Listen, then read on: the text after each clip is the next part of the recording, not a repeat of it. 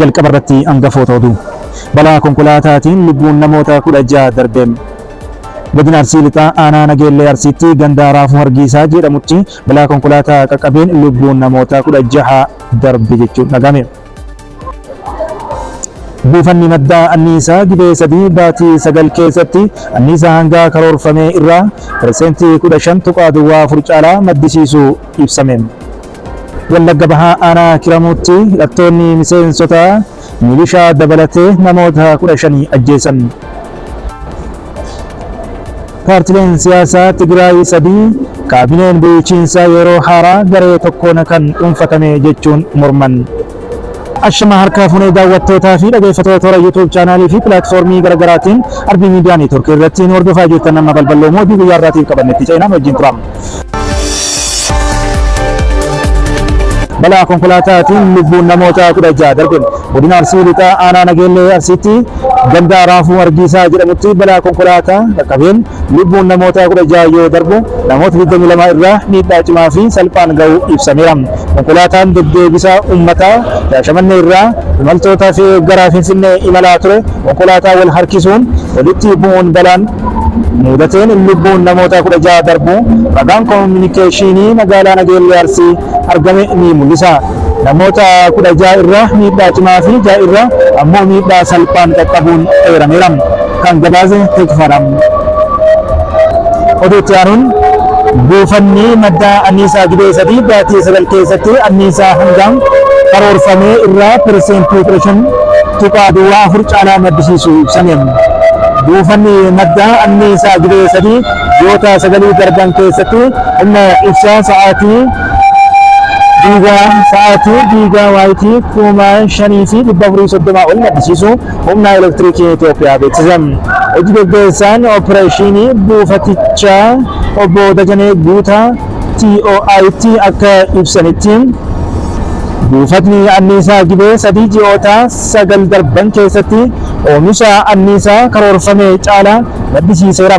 Buufatni humna elektiriikaa kun bara baajataa 2017 ji'oota 9 darbee keessatti humna ibsaa sa'aatii giigaa waayitii 5,436 maddisiisuu kan danda'e yoo ta'u anniisaa sa'aatii 4,725.56 maddisiisuuf karoorfamee ture jedhan. Kunis sa'aatii giigaa waayitii 710.94 yookiin hanga karoorfame irraa 15.4 akkasumas sa'aatii giigaa waayitii 189.65 yookiin yeroo wal fakkaataa bara darbee irraa 3.61 caala. Kan gabaase TOI. Oduu biraatiin Wallagga Bahaa aanaa Kiramuutti hidhattoonni miseensota milishaa dabalatee namoota 15 ajjeesan. Naannoo Oromiyaa godina Wallagga Bahaa aanaa Kiramuutti haleellaa hidhattoonni eebla 22,2025 raawwataniin miseensota milishaa dabalatee namoonni 15 ajjeefamuu jiraattonni DWT himan. Haleellaan kun Jilxata darbee bifa qindaawaa ta'een ganama naannoo sa'aatii tokkotti kan eegale yoo ta'u meeshaalee gurguddoo kan deeggarame ta'uu DW jiraattota waabeeffachuun gabaaseera. Haa ta'u malee maqaa yookiin eenyummaa hidhattoota kanaa ifatti hin ibsine.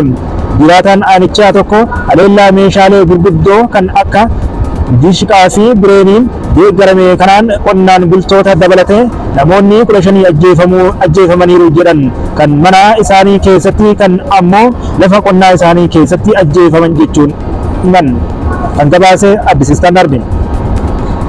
Oduu xumuraatiin paartileen siyaasaa Tigraay 3 kaabineen bulchiinsa yeroo haaraa garee tokkoon kan dhuunfatame jechuun morman. Paartileen siyaasaa naannoo Tigraay keessatti socho'an 3 haala yeroo naannichaa ilaalchisee ibsa waloo eebla 15,2017 akka lakkoofsa Itoophiyaa kennaniin kaabineen pirezidaantii bulchiinsa yeroo naannoo Tigraay Leetinaal Jeneraal Taaddasaa Warradaan ijaarame kan hunda hammatee fi hirmaachisaa waan hin taaneef fudhatama kan hin qabne ta'uu beeksisan. Dura ta'an paartii bilisummaa Tigraay Dr. Dajan Mazgabii aangoon bulchiinsa yeroo naannichaa kanaan dura ture xumuramuu hordofee qaamni gara aangootti dhufu humnaan aangootti dhufu jennee amanna. Kaabinee jeneraalichaan ijaarame hunda hammata kan hin taanee fi hirmaannaa kan hin qabne garee tokko qofa kan hirmaachisuudha jedhan kan gabaasee Addis Standard.